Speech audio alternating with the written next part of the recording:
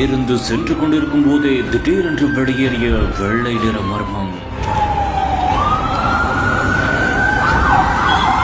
பார்த்ததும் பதறி அடித்து ஓடிய பொதுமக்கள்.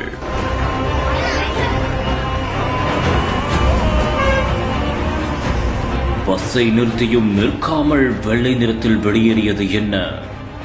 திருப்பத்தூரில் இருந்து ஆந்திர மாநிலம் திருப்பதி வரை செல்லும் அரசு பேருந்தை மாற்று பேருந்தாக அதிகாரிகள் அனுப்பி வைத்துள்ளனர். அந்த ஒரு சமயத்தில் நிலாவூரில் இருந்து 60க்கும் மேற்பட்ட பயணிகளை ஓட்டுநர் ரமேஷ் என்பவர் ஏற்றிச் சென்ற நிலையில் ஓர் அதிர்ச்சிகரமான சம்பவம் அரங்கேறியுள்ளது. நீலகிரி மலை அடிவாரம் பொன்னேரி பகுதியில் சென்று கொண்டிருக்கும் போது திடீரென்று பேருந்தின் முன்பக டயர் வெடித்ததாக கூறப்படுகிறது. இதனால் பேருந்துக்குள் புகை மளமளவென்று புகுந்துள்ளது. இதனை அறிந்த ஓட்டுநர் ரமேஷ் சாமர்த்தியமாக பேருந்தை நிறுத்தி பயணிகளை வெளியேறுமாறு கூறியுள்ளார். இதனையடுத்து பேருந்தை நிறுத்தியும் அந்த புகை நிற்காமல் வெளியேறியுள்ளது. இந்த ஒரு சம்பவம் அப்பகுதியில் பெரும் பரபரப்பையும் அதிர்ச்சியையும் ஏற்படுத்தி இருக்கிறது.